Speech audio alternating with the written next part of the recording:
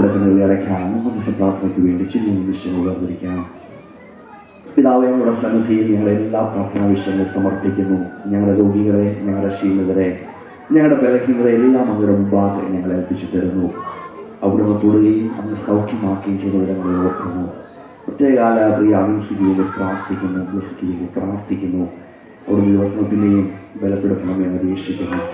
ഞങ്ങളുടെ എല്ലാ പ്രിയ കുടുംബങ്ങളെയും ഞങ്ങൾ പ്രാർത്ഥനയിൽ ഓർക്കുന്നു. ഞങ്ങളുടെ പ്രായത്തിലുള്ള പിതാക്കന്മാരെ മാതാക്കളെ ഓർക്കുന്നു. രോഗത്താലും വേദനയിലും കഷ്ടപ്പെട്ടുകൊണ്ടിരിക്കുന്ന അനേകമുള്ളവരെല്ലാം ഓർത്ത് ഞങ്ങൾ പ്രാർത്ഥിക്കുന്നു.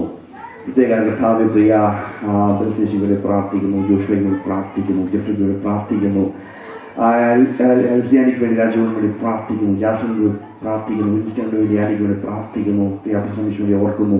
എല്ലാവരും ഓർത്ത് ഞങ്ങൾ പ്രാർത്ഥിക്കുന്നു. കൊടുക്കുന്ന വിടുതലുകൾക്കായി സ്തോത്രം. ഷജീവൻ കൊടുത്ത വിടുതലിനായി സ്തോത്രം പിന്നെയും ബലപ്പെടുത്തണമെന്ന് നിങ്ങൾ അപേക്ഷിക്കുന്നു. പ്രിയ സൂസനാനിക്ക് വേണ്ടി ഞങ്ങൾ പ്രാർത്ഥിക്കുന്നു. ഒരു വർഷം കൂടെ തന്റെ ജീവിതത്തിൽ കൊടുക്കുന്നതിനായ സ്തോത്രം, കൊടുക്കുന്ന ആയുസംഗീക്ക് വേണ്ടി പ്രയോജനപ്പെടുത്തുവാൻ ഓരോ ദിവസം സഹായിച്ചു മാറാൻ നമ്മൾ പ്രാർത്ഥിക്കുന്നു. ഞങ്ങളുടെ സഭയോർത്ത് ഞങ്ങൾ പിന്നെ അപേക്ഷിക്കുന്നു. ഞങ്ങളെ പിന്നെ ഉദ്ധരിക്കണമേ, ഞങ്ങളെ പിന്നെയും ഉണർത്തണമേ. അങ്ങേക്ക് വേണ്ടി പ്രയോജനപ്പെടുവാൻ ഞങ്ങളെ സഹായിക്കണം. ഞങ്ങളൊപ്പം ആരാധിക്കുന്ന നേഴ്സിന് വേണ്ടി പ്രത്യേകം പ്രാർത്ഥിക്കുന്നു.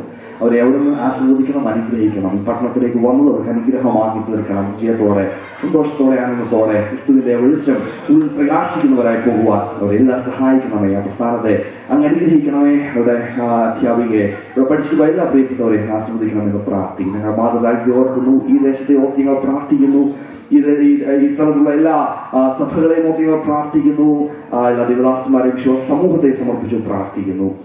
പ്രതിഷോഭങ്ങൾ കടന്നുപോകുന്ന പ്രദേശങ്ങളെ ഓർക്കുന്നു. എവിടെയൊക്കെയും ദിവ്യ സമാധാനവും ആശ്വാസവും ഉണ്ടാവണമെന്ന് പ്രാർത്ഥിക്കുന്നു. വർഗീയ കലാപങ്ങളിലൂടെ, മറ്റു പ്രയാസങ്ങളിലൂടെ പൂർണ്ണ രാജ്യങ്ങളെ അവസ്ഥകളെ തീർന്നു അപേക്ഷിക്കുന്നു. ദൈവമേ, അവിടുത്തെ സമാധാനമില്ലായിട്ട് കഴിയാത്ത അല്പം വിഷയങ്ങൾ കൂടെ ഞങ്ങൾ അങ്ങയുടെ മുമ്പാകെ ഇരിക്കുമ്പോൾ ദൈവമേ, അവിടുത്തെ വരണ്ടുമ്പോൾ ഞങ്ങളെ കൂടെ നേരിടുവാൻ ഞങ്ങളെ സഹായിക്കണം.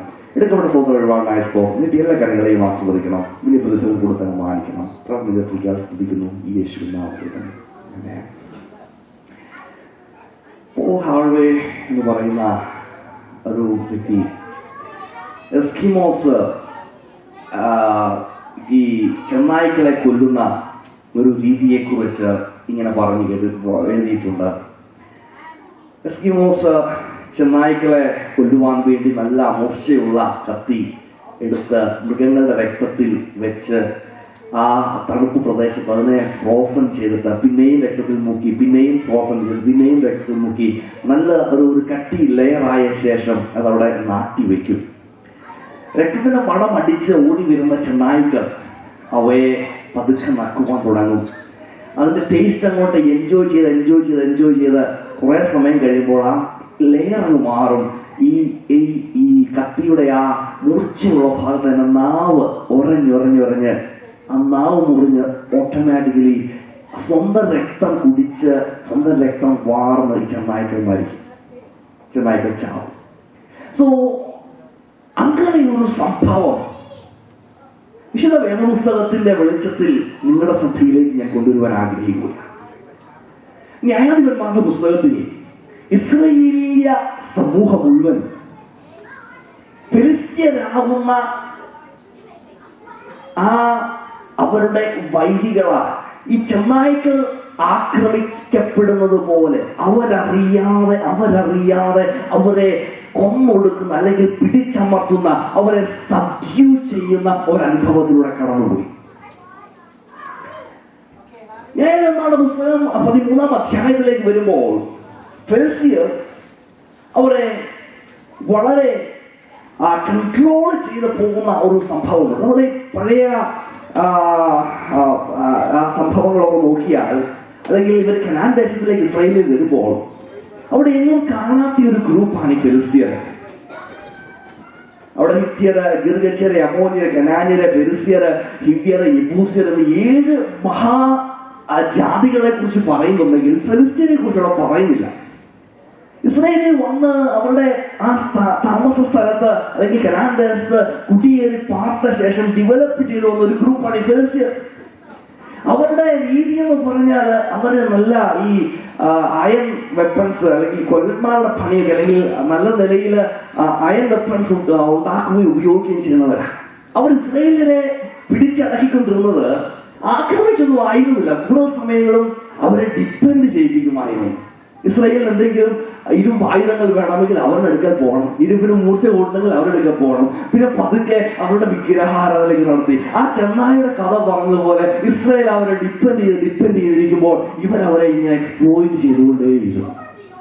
വൈവിധ്യമാർന്ന ദൈവപ്രവർത്തികൾ എന്ന എപ്പിസോഡ് പരമ്പരയിലേക്ക് നിങ്ങളെ ഞാൻ കൊണ്ടുവരുമ്പോൾ ഇസ്രായേലിനെ കുറിച്ച് ഒന്നുകൂടി ഒന്ന് ചിന്തിച്ച് നോക്കിയേ. ആരാണവർ? ദൈവത്തിന്റെ ജനം, ആരാധനാക്രമം ലഭിക്കപ്പെട്ടവർ, ദൈവത്തിന്റെ പെട്ടകമുള്ളവർ, ദൈവ സാന്നിധ്യം അനുഭവിച്ചറിഞ്ഞവർ. അവർ ഇതാ ഫെലിസ്ത്യരാൽ പിടിക്കപ്പെട്ട് അവരുടെ അടിമത്തത്തിലൂടെ പോകുന്ന ഒരു അനുഭവം. പക്ഷെ ഇസ്രായേലിൽ തിരിച്ചറിയുന്നില്ല. അതായത് 13 വരുമ്പോൾ അവർ ഒരിക്കലും ദൈവത്തോട് യാചിക്കുന്നില്ല, ദൈവമേ ഞങ്ങളെ രക്ഷിക്കണമേ എന്ന്. അവര് ആ സ്വന്തം രക്തം കുടിച്ച് ചാവുന്ന ചെന്നായെ പോലെ നശിച്ചുകൊണ്ട് ഇരിക്കുമ്പോൾ ദൈവത്തിന് അവരുടെ കൺസേൺ ഉണ്ടായിട്ട് ഒരു കുടുംബത്തിലേക്ക് ദൈവത്തിന്റെ ദൂതനെ ദൈവം അയക്കുന്ന ഒരു സംഭവം. ആ ദൈവത്തിന്റെ പ്രവൃത്തി അല്പം ശ്രേഷ്ഠകരമാണ്. ദൈവത്തിന്റെ ഒരു ദൂതൻ ആ ഒരു കുടുംബത്തിലേക്ക് കടന്നു വരുന്നു. ആ കുടുംബത്തിലെ ഒരു സ്ത്രീയെ നാം കാണുകയാണ്. ഇതാണ് സ്നാദ്യം 13 2-3 വാക്യം നീ വായിച്ചാണ്.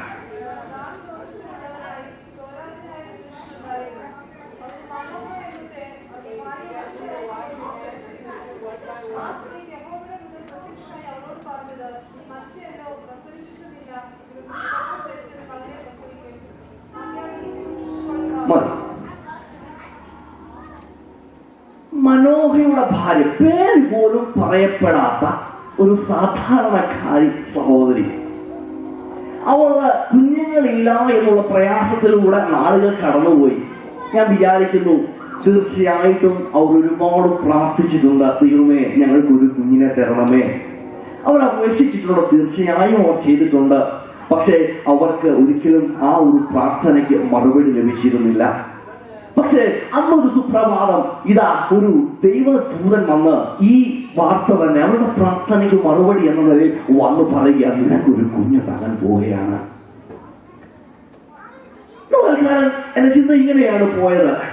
നമ്മുടെ ആ സ്വപ്നങ്ങളുണ്ടല്ലോ, അതിനെ അറിയുന്നവനായ ഒരു ദൈവം. നമുക്ക് ഒരുപാട് ഡ്രീംസ് ഉണ്ട്, പലതും സാക്ഷാത്കരിക്കപ്പെട്ടിട്ടില്ല. പലതും ചില്ലുകൊട്ടാരങ്ങൾ പോലെ അത് തകരുന്നത് പോലെ തകർക്കപ്പെട്ടു. എല്ലാ പ്രതീക്ഷയും മുഖം നഷ്ടപ്പെട്ടു. ഈ കുടുംബത്തിന് അങ്ങനെ തന്നായിരുന്നു. അവർ നാളുകൾ ആഗ്രഹിച്ചു, പ്രാർത്ഥിച്ചു. പക്ഷേ അവരുടെ ആ നിന്ന, അന്നത്തെ സമൂഹത്തിൽ അതൊരു നിന്നയായിരുന്നു. ആ നിന്ന മാറാതിരിക്കുന്ന ഒരു അനുഭവം.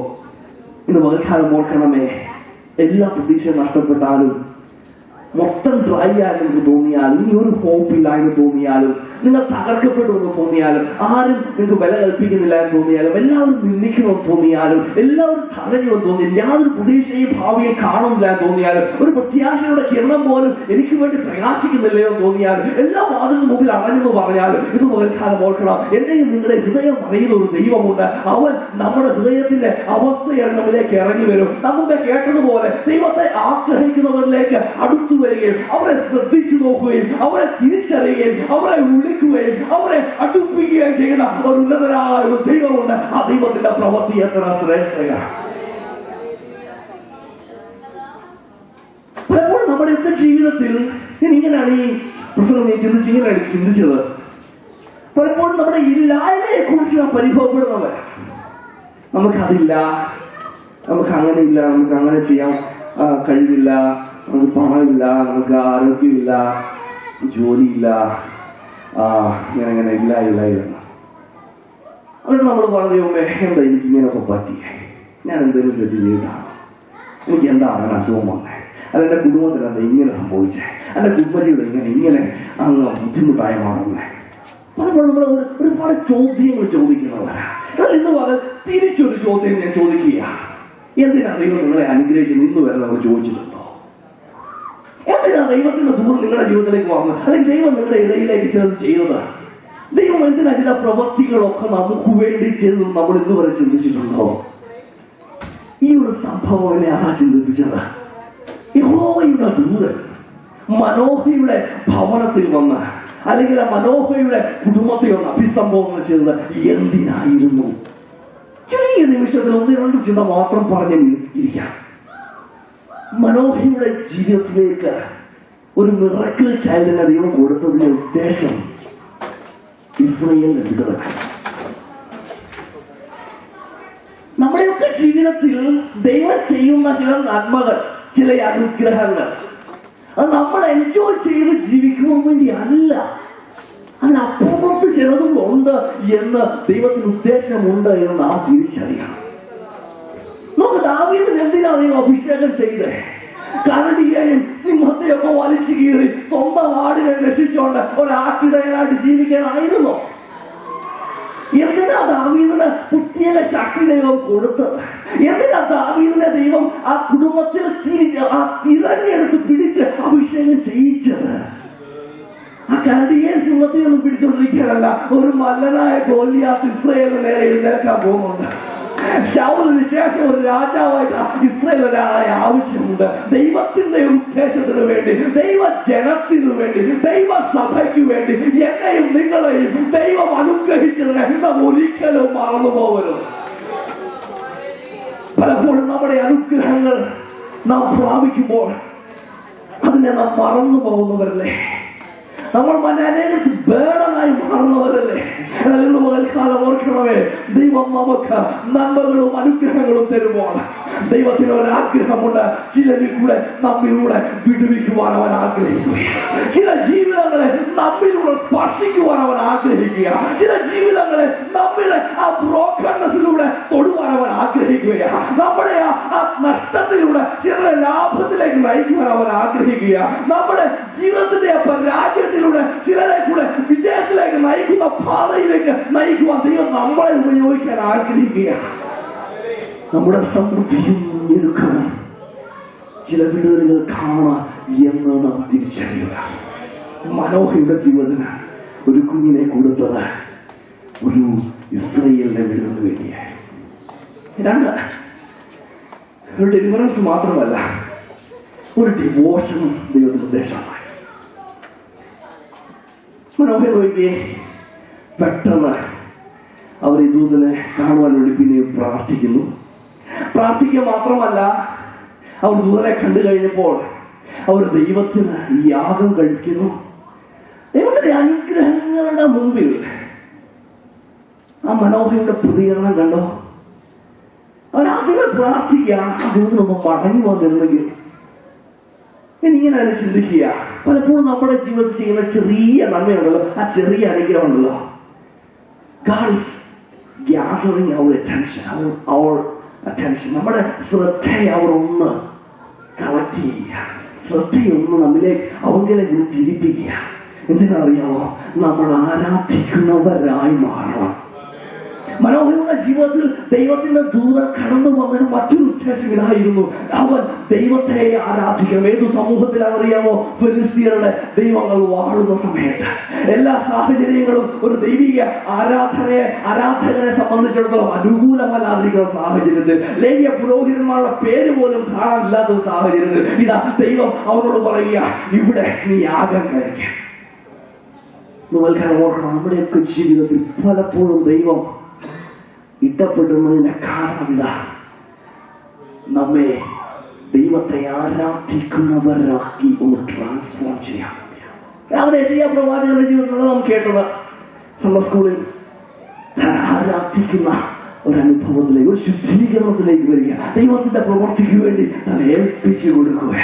പകൽക്കാലം ഓർക്കണമേ, നമ്മുടെ ജീവിതത്തിലെ നന്മകളുടെ മുമ്പിൽ പലപ്പോഴും നാം പഴി പറഞ്ഞ് എനിക്ക് അതില്ലല്ലോ ഇതില്ലല്ലോ എന്നൊന്ന് പറഞ്ഞ് പരാതി പറഞ്ഞിരിക്കുന്ന അനുഭവത്തിലൂടെ. എന്നാൽ നമ്മുടെ പിതാക്കന്മാരെ നോക്കുക, ഒന്നുമില്ലാതിരുന്നപ്പോൾ, അവർക്ക് ഒന്നുമില്ലാതിരുന്നപ്പോൾ, തലയ്ക്ക് മുകളിൽ ഒരു വീട് പോലും ഇല്ലാതിരുന്നപ്പോൾ, അവരുടെ വീടുകളുണ്ടെങ്കിൽ അതിലൂടെ വെള്ളം ഇറങ്ങിക്കൊണ്ടിരുന്നപ്പോൾ, അവർക്ക് ആരാധിക്കുവാൻ നല്ല ഹോളുകളില്ലാതിരുന്നപ്പോൾ, അവർക്ക് യാതൊരു ഫെസിലിറ്റീസും ഇല്ലാതിരുന്നപ്പോൾ, അവർ മുട്ടിന്മേൽ ദൈവത്തെ ആരാധിച്ചു കൊണ്ടിരുന്നു, അവർ ദൈവത്തിന്റെ ആ പ്രവൃത്തികളെ വർണ്ണിച്ചുകൊണ്ടിരുന്നു, അവർ ഇല്ലായ്മയുടെ മധ്യത്തിൽ ദൈവത്തെ പുകഴ്ത്തിക്കൊണ്ടിരുന്നു. ഒന്നും പ്രാപിക്കാതിരിക്കുമ്പോൾ അവർ ദൈവത്തെ മഹത്വപ്പെടുത്തിക്കൊണ്ടിരിക്കുന്നു. ഇത് പകൽക്കാലം ഓർക്കാം, എനിക്ക് കുഞ്ഞുങ്ങൾക്കും എന്തെല്ലാം അനുഗ്രഹങ്ങൾ ദൈവം തന്നു. ആ പിതാക്കന്മാരുടെ കണ്ണുനീരിന്റെ ഫലമായി നമ്മെ ഇത്രത്തോളം അനുഗ്രഹിച്ചു. എന്നാൽ നമ്മുടെ ആരാധനയുടെ